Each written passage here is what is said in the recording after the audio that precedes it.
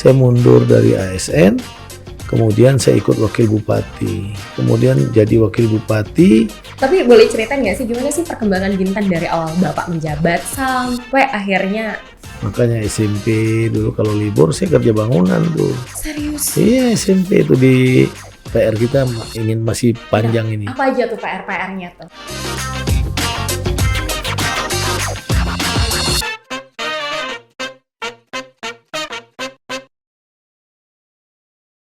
Hai, selamat datang di UCAST bersama aku Yoli, dan hari ini eksklusif di UCAST aku sudah kedatangan calon gubernur Kepulauan Riau, ada Pak Ansar Ahmad. Halo Bapak, apa kabar? Kabar baik, alhamdulillah. Alhamdulillah, kabar baik ya Pak.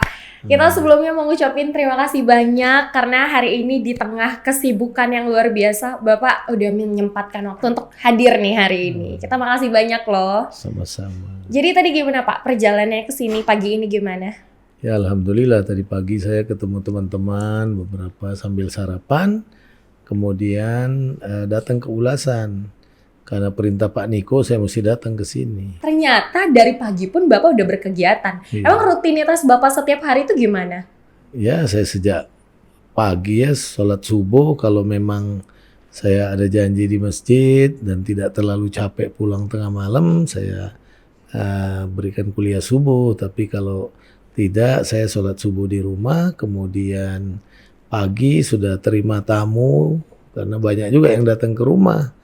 Setelah itu ya saya mesti konsolidasi teman-teman, ngecek jadwal, kemudian juga program. Nah kalau di pemerintahan pagi-pagi saya memang jam 4 subuh kadang-kadang udah bangun tuh ngerjain surat-surat ya, karena siang hari saya jarang di kantor, kan saya lebih banyak ke lapangan, bertemu masyarakat, begitu. Oke, jadi emang seorang Ansar Ahmad ini adalah morning person ya, jam 4 pagi udah bangun. Itu rutinitas setiap hari. Iya. Kalau sekarang jadi lagi sibuk memang urusan untuk ke depan yang ini ya Pak ya. Nanti kita bakal spill tuh. Iya. Nah tapi Pak Ansar, ini yang menarik nih.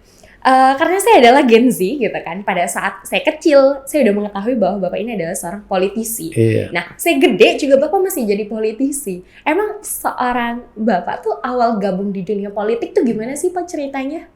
Ya saya nggak tahu pada diri saya nih punya bakat politisi juga ya. Oh iya? Dulu cita-cita saya sih sebenarnya pengen jadi dokter. Oh gitu? Tapi karena memang selain orang tua saya terbatas kemampuannya, dan mungkin kemampuan saya juga nggak sampai ke situ. Maka saya, ya, Pak, ya? Maka saya akhirnya berkecimpung di bidang ekonomi kuliah saya tuh.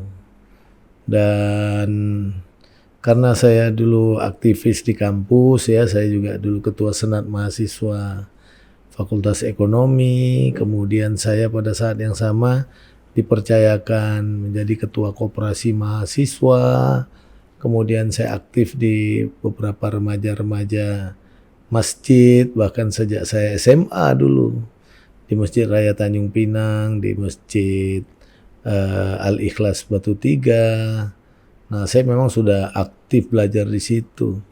Nah mungkin itu yang menyebabkan mengalir gitu, sehingga selesai saya kuliah, saya bekerja di swasta sebentar di Pekanbaru, kemudian saya kembali ke Tanjung Pinang. Kembali ke Tanjung Pinang, saya menjadi pegawai negeri sipil tahun 90 akhir. Kemudian saya dipercayakan waktu itu menjadi ketua KNPI Kabupaten Kepulauan Riau. Nah mulai itulah saya berkarir di organisasi yang lebih intens sambil saya menjadi pegawai negeri sipil, dan 10 tahun saya menjabat sebagai pegawai negeri. Jabatan terakhir saya kepala bagian perekonomian dulu. Nah itu yang menarik, karena yang banyak orang katakan tuh adalah Pak Ansar ini tuh dulunya ASN, terus tiba-tiba justru jadi turun ke politik. Maksudnya kayak ASN itu kan udah idaman banget Pak. Maksudnya secara hal itu tuh udah lebih pasti gitu loh. Betul. Kenapa malah terjun ke politik? Emang politik menarik kah di mata seorang Saya Ansar? sih waktu itu akui ya, saya termasuk PNS yang karirnya cepat lah waktu itu, karena zaman itu kan nggak gampang kita mau mendapatkan jabatan, kemudian naik pangkat itu kan 4 tahun sekali. Tapi waktu itu saya sempat 2 kali naik pangkat istimewa kan, 2 tahun 2 tahun, dan makanya 10 tahun saya tahun ke-8 saya udah jadi kepala bagian perekonomian di sekretariat daerah, masih 1 kabupaten dulu Kepri ini. Nah, karena waktu itu kita sedang berjuang untuk pembentukan provinsi Kepri, nah saya waktu itu diajak teman-teman DPRD Kabupaten Kepulauan Riau dulu supaya mendampingi Pak Huzrin Hud waktu itu calon bupati.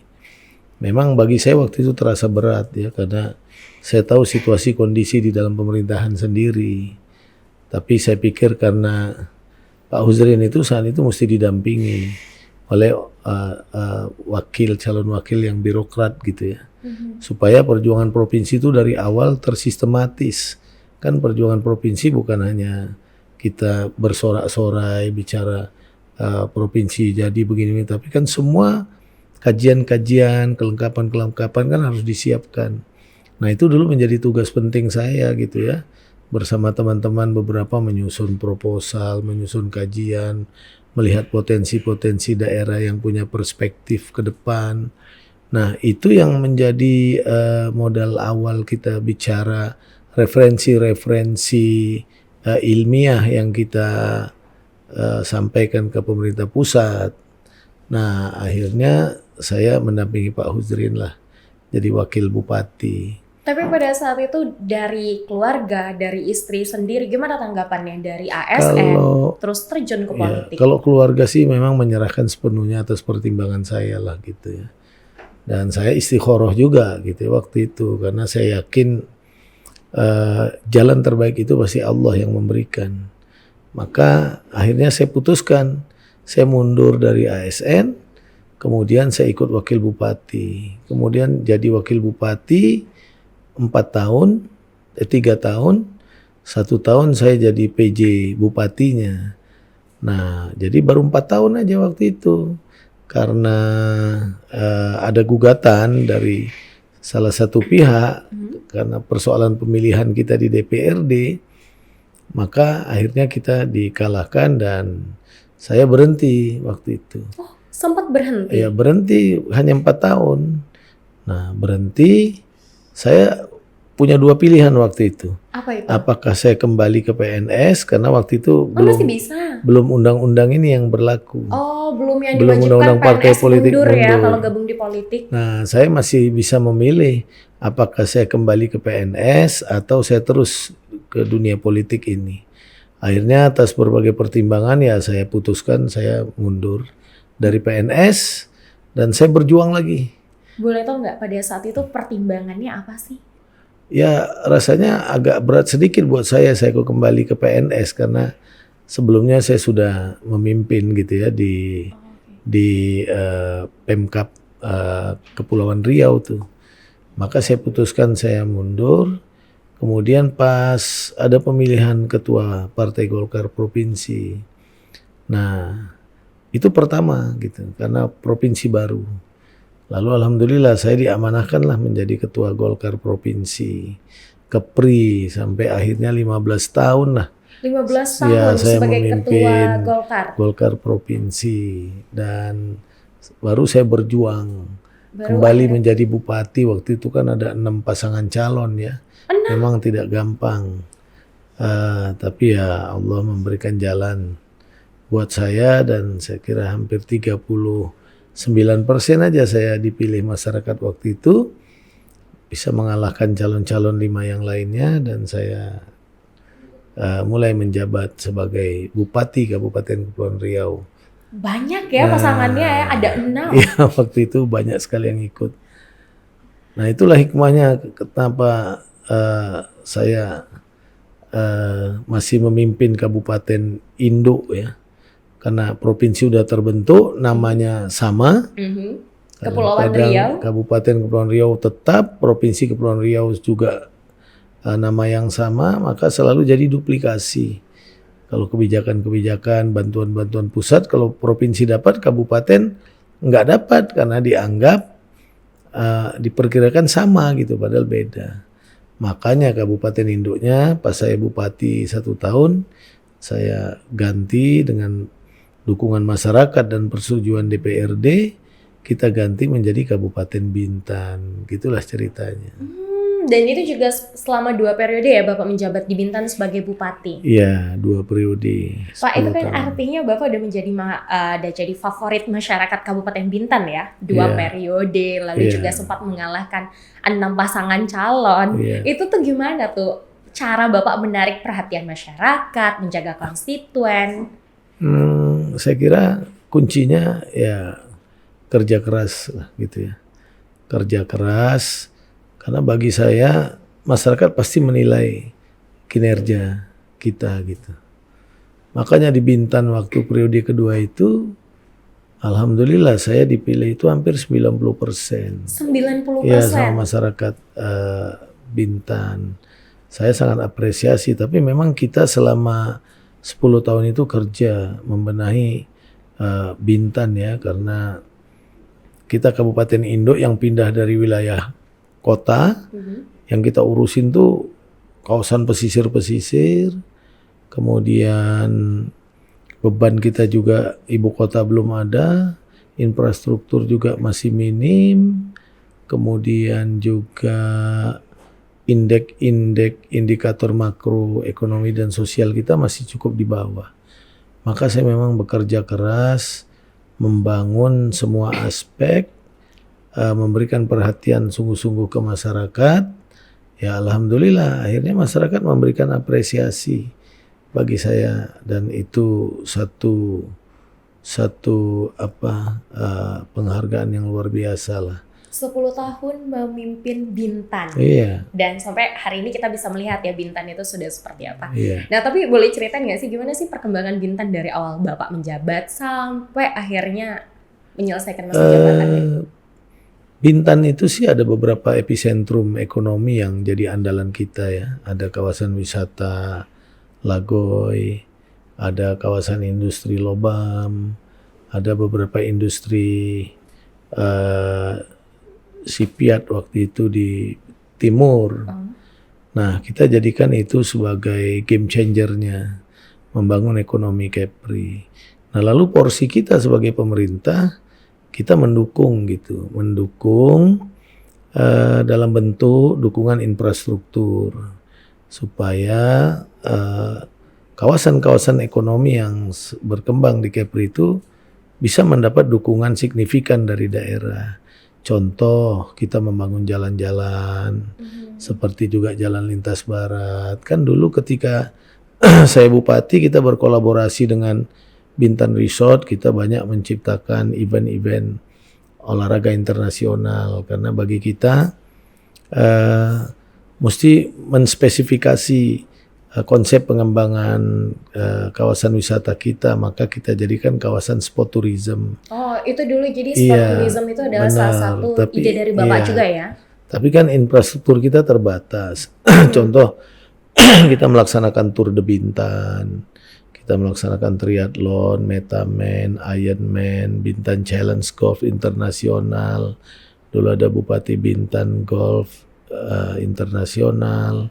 Ada Bintan Fishing Festival, ada Kite Surfing Internasional, ada Windsurfing Internasional, ada Bintan Trekking, banyak ya, Bintan dan itu Mountain sport and tourism Trekking. semua. Kenapa sport tourism yang dipilih sama Pak Ansar? Karena Bapak seneng olahraga, bagaimana nih?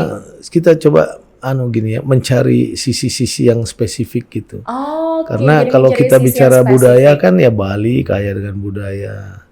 Jawa juga kaya budaya, Melayu juga sebenarnya kaya dengan budaya, tapi kan kita coba mencari apa sih sisi lain gitu yang buat turis bisa datang. Jadi maka kita perbanyak sport. Jadi sport tourism kita dorong. Itu kan peserta asingnya setiap dari waktu ke waktu terus meningkat sampai mencapai lebih dari 1.000 peserta.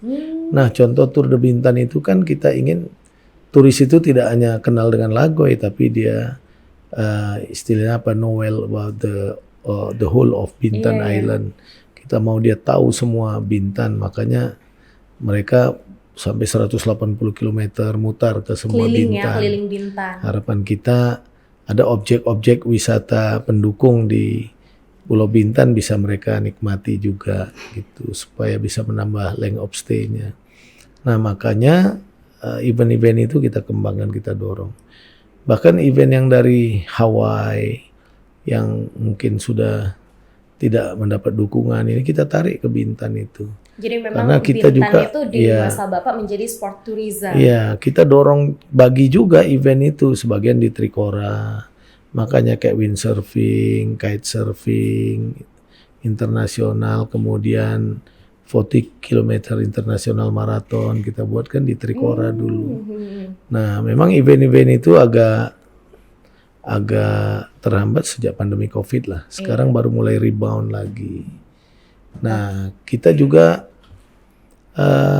membenahi lah masyarakat kita untuk memberikan dukungan. Tapi saya patut apresiasi ya masyarakat Bintan, masyarakat Kepri ini ternyata orang yang welcome dan terbuka kan. Kita nggak pernah dengar kan ada turis yang dicederai di jalan, ada turis yang di macam-macamin gitu, tak ada ya. Artinya orang Bintan ini orang yang memang wawasannya sudah terbuka dengan baik, sehingga untuk pariwisata sih nggak ada problem di Bintan ini. Nah, saya banyak catatan lagi yang mesti kita benahi waktu itu. Contoh, di Bintan itu begitu semaraknya wisata internasional, tapi kan masyarakat masih banyak yang buang air besar aja masih di luar rumah. Masih di Bintan ya Pak. Nah, waktu itu saya buat program pemicuan. Kepala-kepala puskesmas saya buat program pemicuan. Saya minta mereka mendorong masyarakat, kita lihat animonya, semangatnya, buat toilet di luar rumahnya dulu walaupun pakai karung, pakai apa. Kita sediakan anggaran 2 juta bagi mereka yang serius. Baru kita buatkan. Anak-anak muda kita ambil di PU, jadikan tenaga honor, mereka menggambarkan. Kan kita pernah dapat penghargaan namanya Open Defecation Free. Ada. Itu salah satu penghargaan yang Bapak dapatkan pada saat ada masyarakat lagi yang buang air di tempat terbuka. Itu jadi capaian terbesar juga ya Pak. Kecuali yang di Bintan. Kecuali yang di laut, yaitu pakai komunal kan, bertahap. Makanya saya pernah dapat Grand Award dari Hong Kong University itu ya. Iya, saya diundang ke Hong Kong pada saat mereka wisuda gelar doktornya, dan mereka berikan penghargaan Grand Award kepada saya, diserahkan oleh, kalau nggak salah, Philip Hausen namanya, pemenang hadiah Nobel. Wow, keren dari banget. Jerman waktu itu. Kita dapat itu. Nah, ternyata kan memang pada saat Bapak memimpin Bintan banyak ya capaian-capaian yang Bapak udah lakukan, karena ternyata fun fact-nya Bapak ini asli Bintan juga ya katanya. Iya, Gimana asli. sih? Emang asli Bintan? Ya, saya lahir di Pulau Bintan di Tanjung Pinang. Oh, lahirnya di Tanjung Pinang. Iya, tapi saya sekolah SD di Kijang. Kenapa? Di Bintan Timur. Saya ikut kakak saya ya. Karena ibu saya memang ya ekonominya agak berat dulu ya. Nah, itu dia tuh. Aku tuh sempat membaca tentang Pak Ansar gitu kan di ensiklopedia, di Google banyak lah yang menceritakan soal itu. Tapi emang masa kecil Bapak tuh gimana sih Pak? Ya, ayah saya dulu termasuk seorang yang sukses sebenarnya ya. Seorang yang sukses, beliau pedagang besar di sini. Kemudian rumah kita di kilometer 3. Nah, tahun-tahun 60 aja bapak saya sudah punya mobil waktu itu. Oh serius, di tahun 90-an itu? Iya ya. Kemudian ayah saya itu tahun 66 meninggal dunia. Saya umur 2 tahun meninggal. Usia 2 tahun ditinggal ayah. 5 beradik lah. Nah, kakak saya 3 perempuan, adik saya 1 udah almarhum laki-laki. Nah, ibu saya syukur tak nikah lagi tuh. Maka bekerja untuk kita, menghidupi kita berlima. Ya, saya selaku anak, saya selalu bilang saya juga sadar diri gitu. Makanya SMP dulu kalau libur saya kerja bangunan tuh. Serius? Iya, SMP itu di rumah pamannya Pak Lis Darmansa di gudang minyak. Saya kerja kalau libur, kalau mau lebaran ada rumah-rumah orang yang mau dicat, saya cari, saya cat rumahnya. supaya bisa sekolah lah. Masih inget nggak salah satu rumah yang pernah Pak Ansar cat? Masih ingat di kilometer 3 itu di atas rumah saya. Ada rumah orang Sumatera Barat gitu. Saya ngecat rumahnya mau lebaran. Serius? Dapat uang, bisa lebaran, bisa sekolah. Nah, ibu saya kan dulu jualan sayur kan. Memang terlalu berat lah. Nah, kemudian ya kalau SMA pun saya begitu. Libur, saya kerja bangunan. Dulu sama adik saya tuh ada Karya Mina di Tanjung Gat. Kita sering beli kalau Ramadan sore kita ke sana beli es batu kan kita potong jual juga ke masyarakat. Jualan es juga? Ya es batu es itu balok itu kan untuk dulu untuk ikan untuk apa kan di situ. Jadi ya semua kita kerjakan lah. Nah malam saya ada teman-teman belajar ngaji, ngajar ngaji juga. Itu buat cari duit juga Pak? Ya minimal saya tidak membebani orang tua saya lah gitu. Nah saya bisa ini kan. Terus saya pergi kuliah kan begitu juga saya kerja dulu. Sampai saya diangkat jadi ketua senat. Kuliahnya di mana? Di Universitas Riau Pekanbaru. Saya di Fakultas Ekonomi. Riau Pekanbaru. Kan saya tuh tahun ketiga saya sudah bahkan bisa kirim emak saya lah walaupun 10.000 sebulan. Ngapain tuh? Itu kerja apa itu? Ya kan saya di koperasi itu banyak yang saya dapat anunya gitu ya. Kan dulu kita pernah kredit bus karena kampusnya pindah ke kampus baru. Harga bus waktu itu masih 16 juta rupiah aja satu. Kita minta rekomendasi rektor, jaminan kita kredit bus di BNI. Kemudian bawa mahasiswa bolak-balik. Kalau charteran mahasiswa kita diberikan juga fee sama mereka. Nah, saya bisa bantu. Jadi masa kecilnya sampai ngecat rumah orang, jualan es batu gitu-gitu. Saya kira itu hal biasa. Tadi sempat disampaikan bahwa awalnya tuh ayahnya berada ya Pak sampai punya mobil. Tapi tiba-tiba dalam sekejap kayak dunia tuh terbalik dan Bapak harus survive gitu. Gimana tuh awal-awalnya? Susah nggak sih beradaptasi dengan keadaan seperti itu? Ya kan saya masih terlalu kecil ya. Saya mungkin ya seperti 2 tahun ya Pak ya? Seperti air mengalir aja gitu ya. Tapi waktu itu saya punya obsesi lah berpikir karena saya syukur dulu rumah saya itu kan ada 2. Di sebelah itu ada anak-anak PGA dari Dabuk Singkep banyak tinggal di rumah mak saya tuh. Dari Pulau Pangkil. Ya saya banyak belajar dari mereka lah waktu kecil itu. Nah saya hanya tahu ya hidup itu perlu semangat gitu.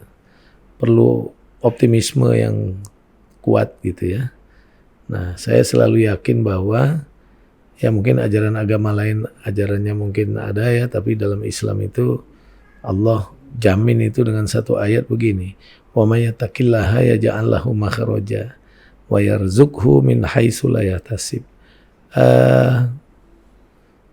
Allah akan keluarkan orang-orang yang bertakwa itu dari berbagai kesulitan-kesulitan hidupnya dan Allah akan sediakan surga dan Allah akan sediakan rezeki dari berbagai pintu, berbagai arah, di mana rezeki itu tidak pernah kita bayang-bayangkan bakal datang menghampiri kita. Wow, keren banget. Ya, makanya saya nggak pernah ngebayangin bisa jadi bupati, jadi gubernur, DPR RI. Ya, kalau melihat latar belakang ibu saya hanya seorang pedagang sayur, maka cita-cita saya waktu itu, ya saya kalau tamat saya mesti kerja, kumpulin uang, mesti naikkan mak saya haji. Jadi nggak pernah ya kebayang saat ini bakal jadi seorang gubernur, ya, pernah jadi bupati, nggak Cuma ya, saya pernah satu ya, waktu saya ketua KNPI itu, hampir setiap hari besar itu kan, saya sering jadi komandan upacara ya di gedung daerah zaman dulu itu. Bupatinya almarhum Pak Abdul Manan. Saya selalu ngebayangin aja waktu itu tuh kan, kapan saya bisa berdiri di situ. Gitu. Itu pernah terbayangkan? Ya, dan selalu saya pikirkan. Terus pada saat nggak nyangka ternyata saya terus bisa. Pada saat itu pada akhirnya terjadi itu gimana perasaannya kayak akhirnya apa yang sebenarnya kayak gitu. Tapi nggak begitu sih. Hanya setiap saya diberikan amanah saya hanya berpikir saya mesti kerja keras. Menjaga amanah dan bisa memberikan manfaat lah buat masyarakat gitu. Siapa sih Pak yang menjadi motivator terbesar Bapak sampai ada di tahap ini? Saya kira teman-teman ya dan istri saya juga Ibu Dewi ya. Orangnya sih selalu optimis ya dan selalu memberikan dukungan ya dan sering jadi teman diskusi lah. Dan selain itu Ya saya selalu minta pandangan lah sama orang tua-tua, sama teman-teman saya. Dan saya kira saya nggak pinter-pinter amat lah orangnya ya, tapi saya lebih banyak bertanya, belajar, ya baca buku juga lah. Nah kalau menurut Bapak nih, sebenarnya kunci sukses Bapak dari dahulu sampai hari ini tuh apa sih? Atau punya kebiasaan rutinitas seperti apa tuh? Ya saya kira kesungguhan aja. Jadikan amanah itu ladang amal buat kita gitu ya. Maka kita akan sadari bahwa setiap pemimpin itu dipilih, pasti ada harapan masyarakat untuk lebih baik. Nah, maka kita memimpin ya tugasnya sebenarnya berusaha menjawab persoalan masyarakat sebisanya. Walaupun dengan keterbatasan kita ya kita mesti maksimal lah mencari ruang peluang untuk itu. Dan kapan apresiasinya ya ketika masyarakat mengapresiasi kita lah. Memilih kita kembali ini itu. Dan mereka memilih dengan hati ya karena kita pun memberikan hati kita gitu. Makanya alhamdulillah dari dulu saya jadi bupati, jadi gubernur apa rasanya lah ya. Mudah-mudahan nanti tidak juga nih. Saya nggak pernah memberikan sesuatu dalam bentuk ya menyogok ini itu kepada masyarakat, tidak lah. Nggak boleh ya Pak ya, nggak boleh. Ya, nggak benar kayak gitu ya. Saya hanya memberikan semangat dan hati saya untuk bekerja gitu, dan ya saya rasakan itu kebahagiaan yang hakiki lah gitu. Walaupun ya namanya kerja kan rintangan banyak, tapi kuncinya kita belajar terus karena tak ada pemimpin itu yang bisa sesempurna Rasulullah itu kan. Saya selalu menggunakan apa sih kisi-kisi keberhasilan Rasulullah itu. Ya Rasulullah itu berhasil karena pemimpin yang bisa memberi contoh dan juga bisa menjadi contoh. Kita ini baru bisa memberi contoh, tapi menjadi contoh kadang-kadang belum bisa. Maka kita belajar terus. Pelan-pelan. Tapi kan itu kata Bapak, sebenarnya banyak loh yang udah mencontoh Bapak, seorang pemimpin yang dikenal bijak dan juga pembawaannya tuh tenang loh sejauh ini. Kayak banyak banget permasalahan yang tentu pasti Bapak hadapi ya. Tapi itu tuh kayak santai aja. Kenapa? Kok bisa sih menanggapi semua permasalahan tuh kayaknya tenang aja bawaannya? Ya orang masing-masing beda karakternya. Oh iya benar. Beda karakternya. Nah, kita kan belajar konsep-konsep kepemimpinan. Saya kira banyak sekali literatur yang bisa mendidik, mengajarkan kita. Saya selalu berpikir kepemimpinan itu kunci lah gitu. Makanya ahli manajemen mengatakan leadership is a key of management. Kepemimpinan adalah kunci dari manajemen. Maka kita mesti bisa melakukan fungsi-fungsi manajemen itulah dengan baik. Dan tugas kita harus mendidik gitu, mendidik subordinat kita semua lah gitu ya. Jangan ajarkan mereka berpikir bekerja semata-mata karena uang, karena ini, maka kita ikut merusak mereka.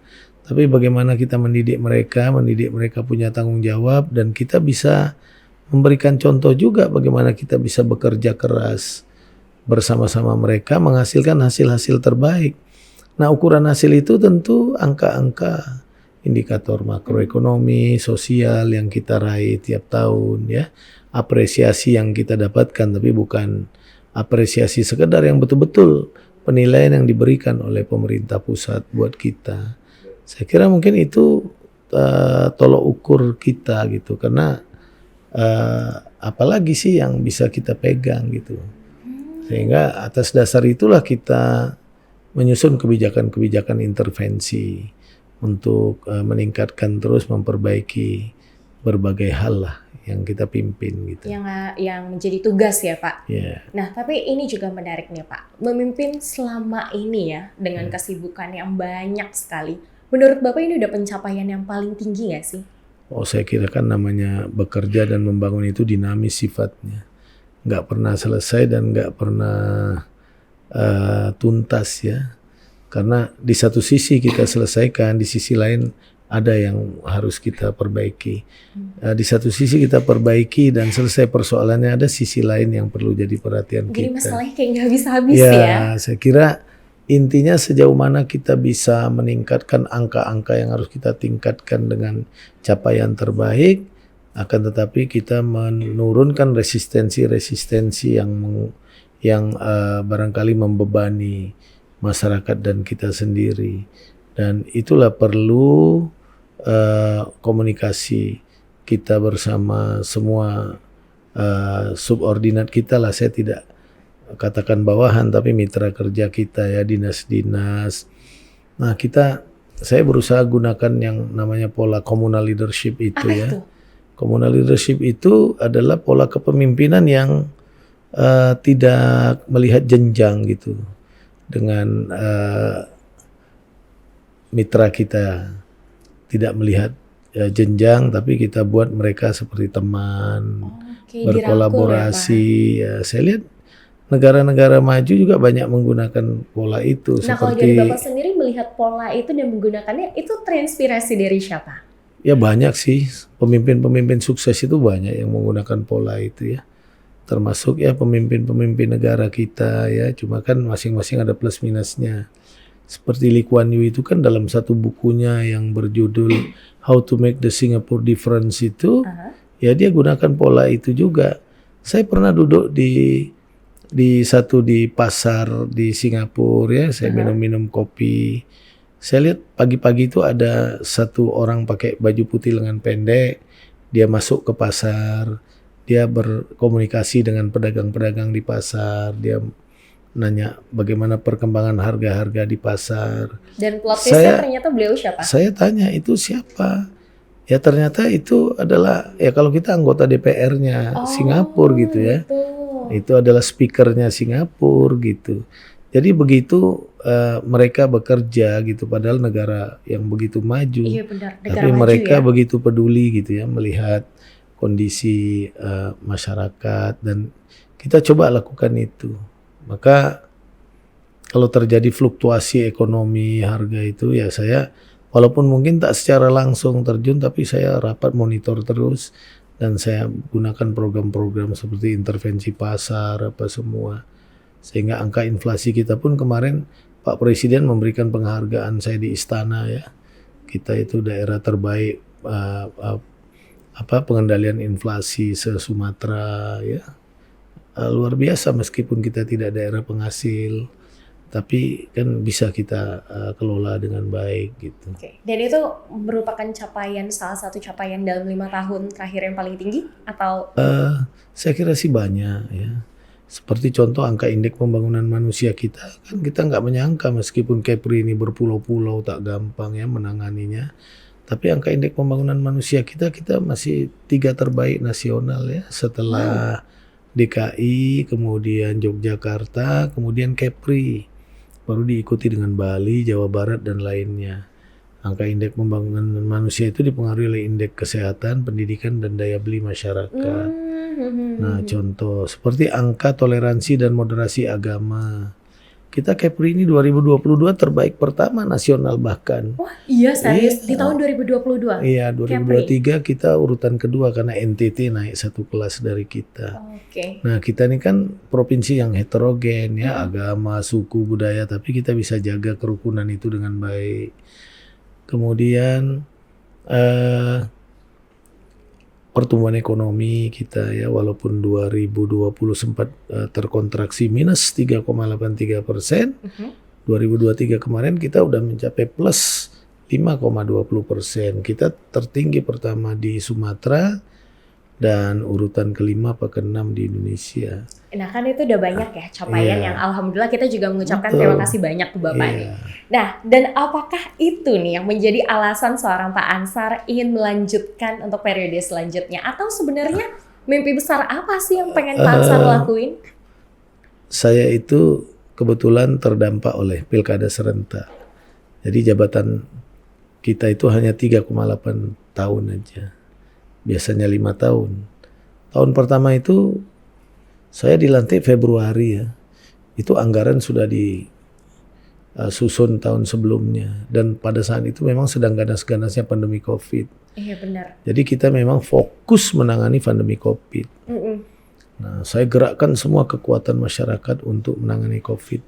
Dan itu pun syukur kita provinsi terbaik nasional juga di luar Jawa dan Bali ya, penanganan COVID-nya. Nah, kemudian saya bekerja efektif sama ini 3 tahun lah.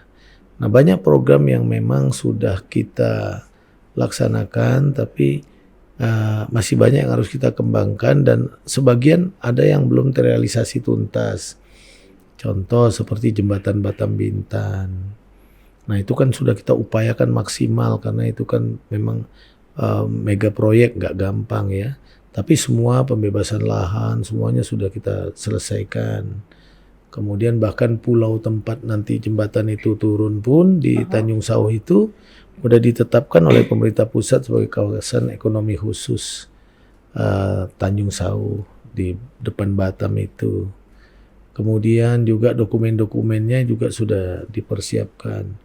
Kemarin tinggal survei terakhir yang namanya soil test itu ya, survei struktur lahan di bawah laut, arus laut, biodiversity di laut juga semua dikaji. Itu pemerintah pusat mengeluarkan 70 miliar tahun ini. 70 miliar? Iya, survei itu aja karena itu memang mahal. Nah, itu butuh 4 bulan. Nanti kalau selesai akhir tahun ini, ya kami akan dorong lah supaya semua dokumennya bisa disiapkan. Kita bicara Dirjen Pembiayaan pun ya 12-14 konsorsium menyatakan minatnya.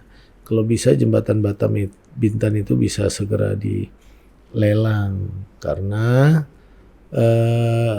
kita ini bersyukur juga ya karena dari 38 provinsi baru 2 provinsi yang selesai menyusun namanya roadmap transformasi ekonomi. Setelah Bali, kemudian Kepri, peta jalan. Oh, peta jalan. Peta jalan, bukan jalan itu ya, peta jalan perubahan ekonomi, pembangunan ekonomi. Nah, tema kita itu Permata Biru Ekonomi di Gerbang Utara Indonesia. Siapa itu membuat tema kayak gitu tuh bagus tuh? Iya, kita sama Bappenas karena itu dibiayai oleh Bappenas tuh penyusunan itu nggak murah. Nah, lalu kita sepakat jadikan game changernya itu adalah jembatan Batam Bintan. Itu kan jembatan terpanjang 7,6 kilo. Suramadu itu kan hanya 5,3 kilo. Nah, biayanya juga nggak sedikit 14,3 triliun. Dan itu nanti jadi tol. Jadi bisa kita sepenuhnya nanti serahkan oleh ke swasta ya. Mungkin dalam jangka panjang. Kita tinggal komunikasi dengan pemerintah pusat supaya itu segera dibangun. Apa target kita kalau itu mulai dibangun? Bintan ini pasti jadi kawasan FTZ menyeluruh kan, seperti Batam supaya dia resiprokal, nggak mungkin Batam aja. Maka Bintan cepat berkembang. Jembatan juga multipurpose ya karena ada utility-nya, ada tempat pipa air, nanti gas, kemudian interkoneksi kabel listrik. Biasanya di bawah laut bisa dipasang di jembatan. Saya kira kan 2 wilayah ini akan kuat kalau jembatan itu ada. Oke, itu kan tadi Batam Bintan dan Tanjung Pinang. Kalau daerah-daerah lain kayak mungkin Karimun. Kalau daerah lain tentu kita kembangkan sesuai dengan spesifikasi dan potensinya masing-masing. Seperti Karimun, karena Karimun itu adalah kabupaten lintasan ya. Maka kita dorong Karimun sesuai dengan potensinya. Kalau bicara perikanan, Karimun juga potensinya besar. Armada nelayan bahkan paling banyak di Karimun. Kemudian kawasan pariwisata di Karimun juga udah berkembang. Kegiatan sektor jasanya juga maju. Nah, kita tinggal PR di Karimun itu bagaimana mempersiapkan Bandara Karimun supaya bisa didarati pesawat-pesawat besar. Karena sekarang kan semua aktivitas orang dari Karimun mau ke Jakarta kemana harus lewat Batam. Itu juga jadi hambatan kita bawa investor dari Jakarta, dari mana. Kalau musim gelombang mereka ketakutan itu. Nah, kita juga sudah perpanjang dari 1.600 jadi 1.800. Itu menggunakan APBN karena pendekatan kita sama Menteri Perhubungan. Kita tinggal nambah 200 meter lagi. Itu lahannya pembebasannya mau 20 miliar, kita yang anggarkan provinsi. Terminalnya udah dibenahi. Nah, Karimun kalau lah entry point-nya itu selesai, bandara bisa masuk pesawat besar, saya yakin Karimun cepat maju. Tapi Pak Dan sebenarnya saya baru selesai kemarin membangun satu gedung workshop di pelatihan kerja di Karimun. di Itu latihan dengan workshop di Karimun. APBD provinsi. Alat-alatnya semua kita minta dari Ibu Menteri Tenaga Kerja. Saya akan kembangkan ke depan, makanya PR kita ingin masih panjang ini. Apa aja tuh PR-nya tuh? Yaitu kita akan kembangkan nanti kawasan workshop itu menjadi pusat pelatihan kerja multi bidang lah gitu ya. Seperti bidang digital, bidang entrepreneur, UMKM, kita akan pusatkan di situ.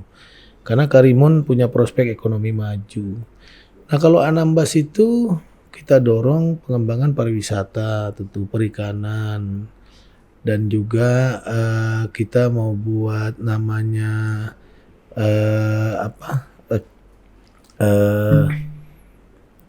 kawasan pariwisata juga. Kawasan pariwisata terkoneksi lah gitu ya, interconnection tourism. Di situ ada Tioman, ada apa? Kita akan coba nanti supaya turis-turis dari Malaysia di Tioman apa bisa juga terakses ke Tarempa. Makanya Anambas kita lagi benahi, jalan-jalannya kita benahi, pelabuhan Roronya sudah kita bangun cari ke APBN, kemudian jalan-jalannya melalui dana impres jalan tahun lalu kita kejar, sudah banyak yang bagus, dan pasarnya insya Allah segera, pasar Loka namanya di depan itu segera dibangun baru ya, karena itu nanti bisa jadi objek bagus juga buat para turis. Tapi Bapak itu pengen Kepri itu dikenal sebagai provinsi yang apa sih Pak? Yang terkenal dari turismenya atau dari makanannya atau budayanya gitu? Ya semua yang berpotensi kita ingin perkenalkan dan kembangkan. Karena Kepri ini ya potensi industrinya ada di beberapa tempat. Pariwisatanya ada di beberapa tempat. Kalau kuliner saya kira menyeluruh ya, karena kuliner Kepri ini cukup terkenal. Kalau dari seluruh kuliner di Kepri, yang paling Bapak suka apa? Ya rasanya semua suka saya. Semuanya suka ya? Nggak ada nggak suka? Karena semua makanan enak di sini kan. Ya ada mie Tarempa, ada apa, semuanya enak coba. Jadi kalau misalnya ada yang mau datang nih ke Kepulauan Riau, terus apa makanan yang paling Bapak rekomendasiin dari banyaknya tadi? Ya kan yang betul-betul punya ikon seperti gonggong. Oh gonggong ya. Kalau buahnya ada durian daun, ada salak Bintan, salak Sari Intan itu, salak Riset Bintan dulu kita yang ngawinkan salak itu. Oh serius? Oh iya bagus kan sekarang top itu. Oh, belum pernah rasa. Belum. Makanya kenapa nggak dibawain tadi nanti Pak? Nanti saya suruh kirim ke sini biar rasa. Oke, ntar saya tunggu ya salak dari Bapak ya. Tapi ya kalau bisa hari ini, kalau tidak besok. Dijanjiin salak guys. Nah tadi kan kita udah ngobrol-ngobrol ya soal pembangunan Kepri dan lain-lain. Nah sebelum Bapak kesini, kita juga udah bikin pertanyaan nih untuk netizen khususnya nih masyarakat Kepri. Jadi siapa yang mau tanya, antar langsung aku tanyain. Boleh langsung Geli bacain aja ya. Boleh. Nah jadi pertanyaan pertama gini, kesibukannya itu rutinitasnya ya dari pagi sampai malam ngurusin permasalahan masyarakat seluruh Kepri. Gimana Bapak menjaga kesehatan? Ya saya nothing tulus saja ya, saya nggak ada makan vitamin, nggak ada apa. Oh serius? Nggak ada, saya aja. Ya senang bertemu teman-teman gitu ya, diskusi-diskusi, ketawa-ketawa. Saya kira itu buat saya sehat aja. Lebih banyak ketemu masyarakat rasanya lebih sehat gitu ya. Tapi nggak ada kayak olahraga gitu? Oh olahraga ada. Saya kan kadang-kadang kalau ada tamu ikut main golf. Oh olahraga golf kalau ya? Kalau di rumah kalau waktunya pas betul-betul nggak capek saya treadmill. Paling itu bisanya. Kalau dulu kan saya rajin badminton ya. Mungkin karena ya berat badan dan usia. Saya masih muda Pak, masih profesi. 60 ya Pak ya? Udah mau 61 saya. Oh 61, hampir 61. Jadi udah nggak pernah lagi main badminton? Iya nggak pernah lagi. Kecuali kalau ada turnamen ya suruh main, saya coba main. Oke, kalau turnamen ternyata ada Pak Ansar. Nah itu pertanyaan selanjutnya adalah kalau misalnya nanti terpilih lagi, selain tadi ada pembangunan di seluruh Kepri, khusus milenial sama Gen Z, program apa nih yang Bapak siapin? Ya saya kira kalau milenial, pertama ya memang kita ingin milenial ini menjadi tuan di rumahnya sendiri gitu ya. Maka kita akan perbanyak pendidikan-pendidikan vokasi ya. Contoh 3 tahun ini sebenarnya hampir 3.000 anak-anak muda yang kita latih dengan berbagai pendidikan vokasi, pelatihan-pelatihan, baik itu melalui balai latihan kerja kita maupun kerjasama kita in-house training bersama perusahaan-perusahaan. Itu satu. Yang kedua, kita akan perbanyak nanti memberikan pelatihan entrepreneur buat anak-anak muda. Kita coba mendorong ruang-ruang publik bisa kita sediakan ya buat para Gen Z yang mungkin punya bakat minat tersendiri. Pendidikan formal kita coba orientasikan tidak hanya bersifat inward looking ya, tapi mesti outward looking. Kita mau anak-anak kita juga bisa memanfaatkan potensi-potensi lapangan kerja di luar negeri. Seperti kemarin Stikes sudah kita mulai. Kita sudah berikan kemarin tiap tahun 1 miliar untuk kelas internasionalnya. Tapi kalau dari Bapak sendiri nih Pak, ngelihat Gen Z, milenial di Kepri sendiri itu gimana sih pandangannya? Ya mesti banyak aktivitas yang kita buat ya ke arah yang positif. Kita mesti sering banyak bertemu mereka. Maka saya tuh dari dulu hampir asal waktu kosong saya keliling ke sekolah-sekolah SMA. Serius? Sampai sekarang masih gitu? Masih begitu. Tapi saya kalau datengin. misalnya Gen Z sama milenial ketemu sama Bapak, biasanya apa sih yang mereka sampaikan? Ya mereka kan pasti bicara obsesinya ke depan. Serius? Ingin mereka jadi tokoh-tokoh penting, ingin mereka menjadi CEO perusahaan, mereka ingin ambil bagian dari membangun negeri ini. Saya selalu mengingatkan lah, kenapa saya mesti ketemu mereka? Karena mereka itu masa depan Kepri. Saya ingatkan mereka bahwa ke depan itu persaingan semakin ketat. Kemudian peluang semakin banyak terbuka. Daerah kita ini daerah investasi. Maka kita sadarkan mereka harus mulai memperkaya diri dengan ilmu, dengan pengetahuan, dengan bekal yang cukup. Kapal itu kalau berlayar bekalnya cukup, dihantam gelombang pun dia tetap tegar berjalan. Tapi kalau bekalnya tak cukup, dia pasti oleng gitu ya. Maka saya selalu sadarkan mereka bahwa ya mereka harus menikmati masanya. Karena biasanya anak-anak Gen Z itu kan ciri-cirinya mereka selalu ingin mengapresiasi diri ya. Mereka self-reward ya bahkan iya, mereka juga generasi yang terbuka, menerima semua perbedaan. Itu kan nilai credit point penting bagi kita. Mereka generasi yang biasanya menguasai digital. Tapi ada kelemahan juga Gen Z yang menjadi fobia yang harus kita kurangi gitu. Apa tuh Pak? Biasanya Gen Z itu orang yang apa istilahnya tuh? Apa tuh? Merasa Gen Z itu salah satu cirinya adalah generasi yang apa istilahnya? Mudah puas? Bukan.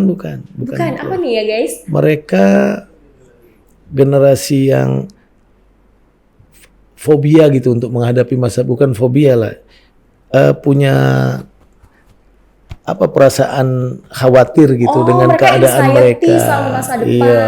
Nah, tapi Pak, saya sebagai Gen Z ini tuh mikir gini Pak, dengan perkembangan zaman gini-gini kan, kita tuh butuh sosok pemimpin. Iya. Saya mewakili di Gen Z yang udah menata masa depan kita gitu loh. Iya. Jadi selain memang kita juga butuh sosok pemimpin yang bisa membantu gitu. Iya. Nah jadi itu tuh Pak salah satu alasan Gen Z itu gampang mudah cemas gitu-gitu Nah itu loh. dia tadi, mudah cemas. Mudah cemas Saya ternyata. mau bilang mudah cemas.